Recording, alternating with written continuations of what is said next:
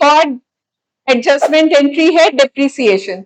This is always calculated at the end of the year, क्योंकि depreciation वो non cash item है जो आपके मशीनरी जो आप परचेज करते हो या फिक्स एसेट्स जितने भी आपके परचेज होते हैं, वो हम लोग डिप्रिसिएशन को इसलिए डालते हैं कि दिस इज एक्चुअली एक्सपेंसेस और द वेयर एंड टेयर, यानी ये मशीनरी को चलाते वक्त आपके कुछ ना कुछ एक्सपेंसेस आपका उसका वैल्यू रिड्यूस होता रहता है, मशीनरी का या गाड़ी का या कोई भी plant and machinery.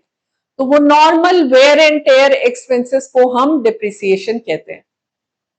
So due to use of fixed asset, value of these asset decreases every year. This fall in value is called depreciation. यानी आप गाड़ी खरीदे हो तो वो गाड़ी एक साल के बाद वही सेम वैल्यू पे नहीं रहता है, उसमें आपका कुछ वेयर एंड टेयर होता रहता है, उसका वैल्यू थोड़ा थोड़ा रिड्यूस होता रहता है जैसे आप उसको यूज करते हैं. तो that is depreciation. Journal entry क्या होता है डिप्रिसिएशन का? डिप्रिसिएशन इज अ खर्चा. So depreciation is debited to fixed asset. Fix asset जो होता है उसके वैल्यू में रिडक्शन होता है, इसीलिए फिक्स एसेट से डिप्रिसिएशन का पार्ट रिड्यूस हो जाता है.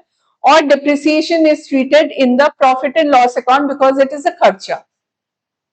So it is an expense and debited to the profit and loss account and deducted from asset shown in the balance sheet.